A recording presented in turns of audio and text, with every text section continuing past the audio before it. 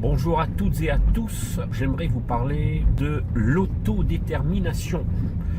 Alors c'est un grand mot mais qui est vraiment essentiel pour l'examen du permis de conduire. Souvent je vous fais des thèmes sur la technique de la voiture. On s'occupe de la voiture, on s'occupe de la gestuelle, on ne s'occupe pas suffisamment de votre état intérieur, état psychique, psychologique. Vous avez tous et toutes une histoire et tout ça est relié à votre formation et à votre permis. Donc je connais pas mal de personnes qui ont loupé le permis, non pas parce qu'elles n'étaient pas capables d'une manière technique, mais le problème c'est que dans leur tête il y avait un petit souci peut-être d'autodétermination. Alors j'aimerais d'abord vous définir ce que c'est l'autodétermination, d'accord?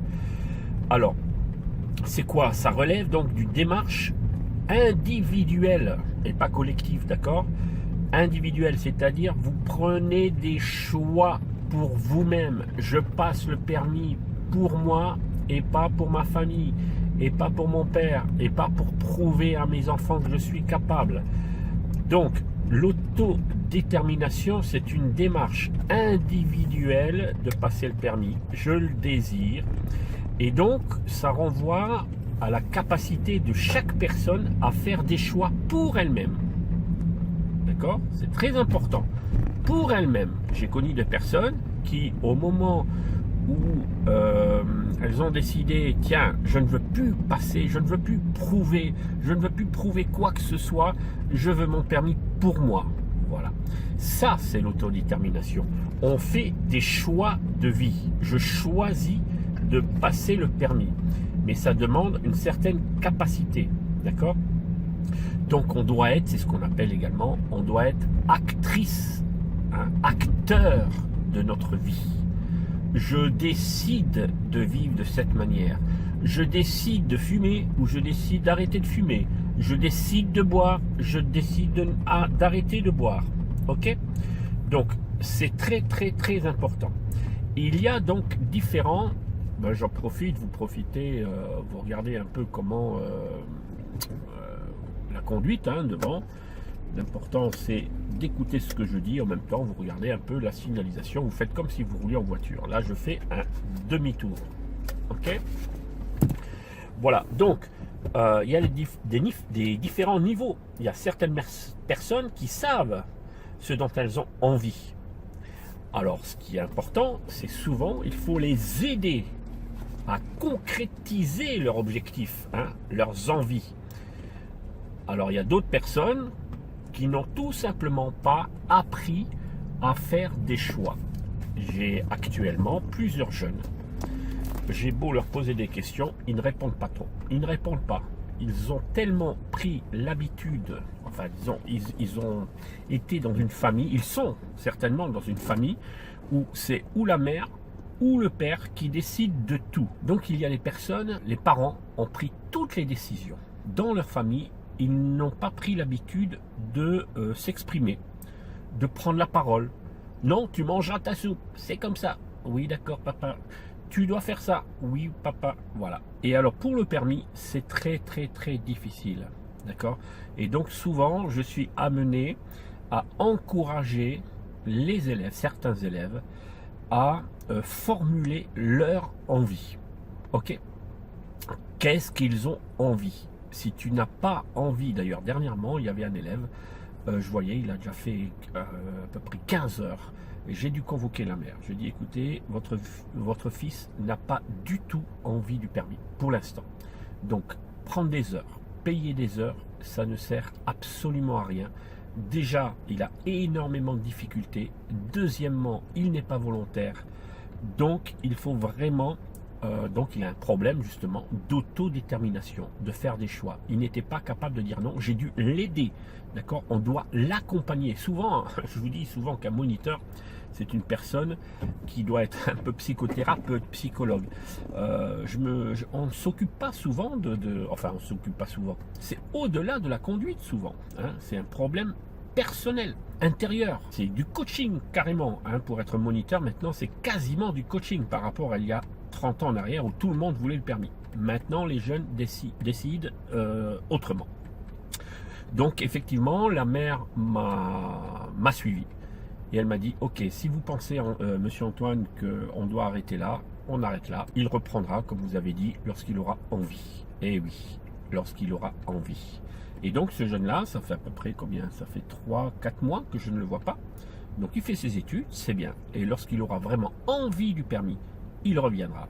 Parce que c'est une démarche, le permis, très compliquée pour ceux qui ont des difficultés psychomoteurs, gestuelles, d'observation. Voilà, ça demande une certaine maturité, ça demande un savoir-être, un savoir-faire.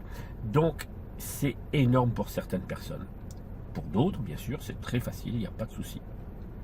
Donc, il y a des personnes qui ne savent pas définir leurs envies, comme je vous ai dit. Ça ne veut pas dire qu'elles ne sont pas capables d'en avoir. Simplement, moins on a d'expérience, moins on a de connaissances de ce qui s'offre à nous, moins on est en mesure de se protéger, de mesurer les aspects positifs ou négatifs d'un choix. Pourquoi je vais passer le permis? Je ne sais pas.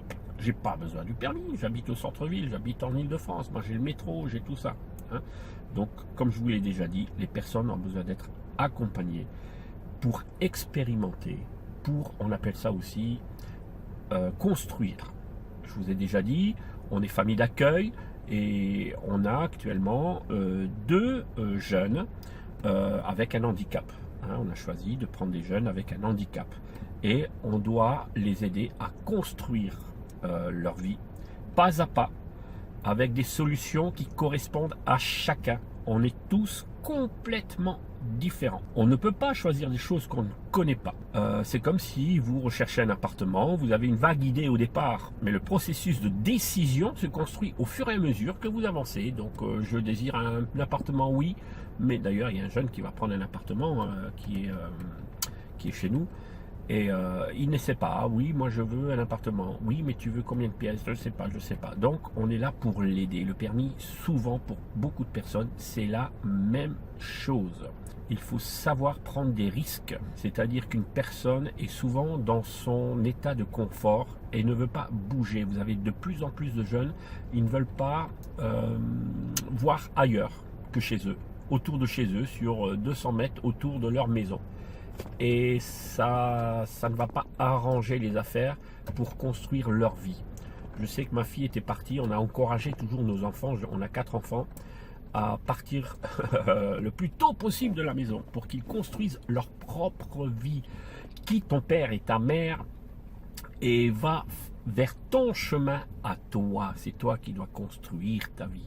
Et donc on a aidé nos enfants déjà à construire leur vie. Ma fille est partie aux États-Unis, vivre aux États-Unis à l'âge de 15 ans et demi. Elle est partie. Et souvent quand je dis aux élèves, à mes élèves, mais t'es parti de chez toi, t'es déjà parti? Ah non, non, non, j'ose pas, moi il faut ma mère. Voilà. Donc ça ne va pas aider à la construction, à la maturité de la personne. Donc si on surprotège, si on maintient notre enfant dans une zone de confort, le jeune ne progressera pas. Ce n'est pas facile à admettre dans une société où on est très légaliste, où ce qui prime c'est le risque zéro. Et non, il faut prendre des risques. Quitte à se tromper, on a le droit de se tromper, comme le jeune qui voulait passer son permis, mais en fond il ne voulait pas passer le permis. C'est la mère qui l'a obligé, plus ou moins, qui l'a incité.